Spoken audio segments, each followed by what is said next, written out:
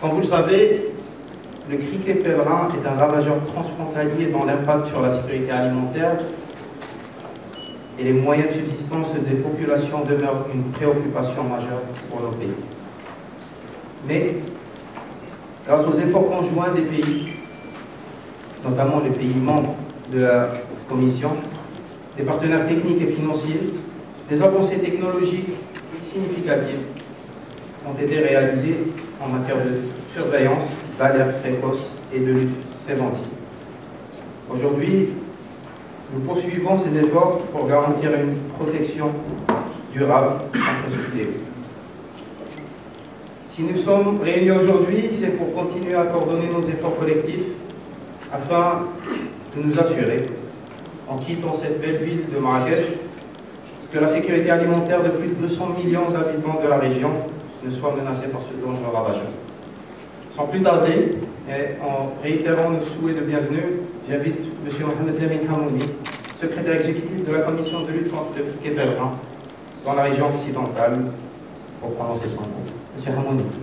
Les organisateurs pour réussir cet important événement. La présence de l'ensemble des pays membres de la Commission, des partenaires, et à haut niveau, une fois de plus, témoigne de notre engagement commun à préserver la sécurité alimentaire de notre région en luttant efficacement contre la menace africaine. Cette session est particulièrement importante car elle a été rehaussée par la présence du ministre de l'Agriculture du Niger, notre invité d'honneur, dont les pays jouent un rôle important dans la stratégie de lutte préventive, compte tenu des efforts qu'il déploie depuis décembre 2023 pour faire face à une résurgence africaine. Mais aussi, cette réunion est importante car elle marque l'adhésion de la Gambie comme 11e pays membre de la Commission. L'adhésion officielle. Je voudrais également remercier M. le secrétaire exécutif pour nous avoir permis d'être là ce matin afin de transmettre des messages aux autorités du Niger. Je voudrais enfin remercier la Wilaya de Marrakech pour toutes les commodités mises à notre disposition afin de rendre notre séjour agréable. Comme vous le savez, l'agriculture des pays de l'Afrique occidentale, en général et du Niger en particulier, est soumise non seulement aux aléas climatiques, mais aussi à une pression quasi permanente des ennemis de culture, au premier rang desquels se trouve les criquets pèlerins. Face à ces terribles ravageurs d'envergure internationale, aux répercussions économiques, sociales et environnementales majeures, la stratégie de lutte préventive a été adoptée comme seul moyen durable pour en venir à bout. Pour ce faire, tous les pays concernés s'appuient sur les dispositifs nationaux de prévention et de gestion basés sur des mécanismes opérationnels et une coordination régionale basée sur l'échange permanent d'informations et d'expertise. Mesdames et messieurs, le criquet pèlerin est sans doute l'espèce acridienne la plus redoutable faisant peser la plus grande menace sur un très grand nombre de nos pays. La grande mobilité des SM, leur long déplacement, la complémentarité saisonnière des zones de reproduction situées dans des pays différents et la nécessité de prévenir les invasions afin d'éviter leurs conséquences catastrophiques imposent sur ce thème une coopération bilatérale, régionale et internationale. Moi, c'est le colonel Elhaj Ousmane Maman, ministre de l'Agriculture et de l'Élevage du Niger. Merci de nous donner cette opportunité de nous adresser à la presse et à l'opinion de l'ensemble de la zone d'intervention de la CNCPRO pour échanger avec nos populations sur les questions de l'heure, notamment sur la migration du pays. Je voudrais d'abord remercier le Royaume du Maroc qui nous a permis d'être ce matin ici. Nous sommes ici pour pouvoir échanger d'abord sur l'invasion du criquet pèlerin qui revient maintenant après, vous vous rappelez, de 2003 à 2005, nous avons eu une grande intervention de criquet pèlerin et depuis les différentes interventions, nous avons pu gérer. Mais cette fois-ci, nous avons le retour des criquets pèlerins dans des zones de grégation, notamment le Niger, un peu le Tchad, qui vont commencer à revenir. À ce titre, nous sommes invités d'honneur de cette session de la CLC Pro, où nous allons discuter d'abord des modes de fonctionnement des CLC Pro, l'aspect institutionnel, le renouvellement de ces instances, et aussi voir les mesures qu'on doit prendre ensemble. Parce que c'est de ça qu'il s'agit, il faut de la coopération intégrée pour pouvoir véritablement gérer les criquets pèlerins, qui est un double ennemi qui attaque toutes sortes de cultures, qui détruit tout sur son passage et qui, au-delà des autres menaces d'insécurité alimentaire, il est devenu un fléau dans notre environnement.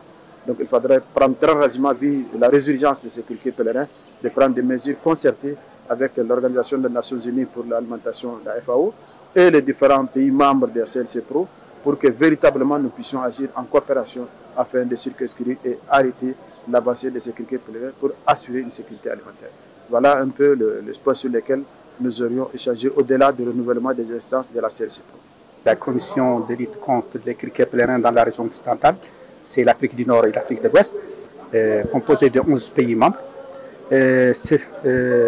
Cette session conjointe de la 11e session et de la 17e réunion du comité exécutif se réunit à Marrakech. C'est une réunion statutaire, donc qui se réunit chaque 2 ans et qui permet de revoir la mise en œuvre des stratégies de lutte préventive contre ce ravageur et de planifier les activités futures pour le prochain biennium.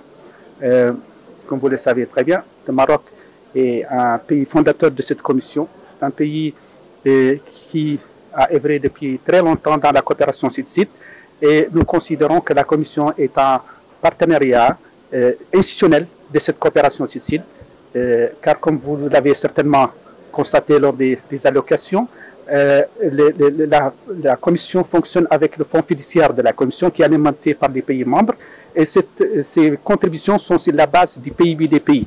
Donc du coup, les pays les plus riches payent plus que les pays pauvres et ça institutionnalise un peu l'apport qu'apportent ces pays membres, y compris le Maroc, aux pays du Sahel.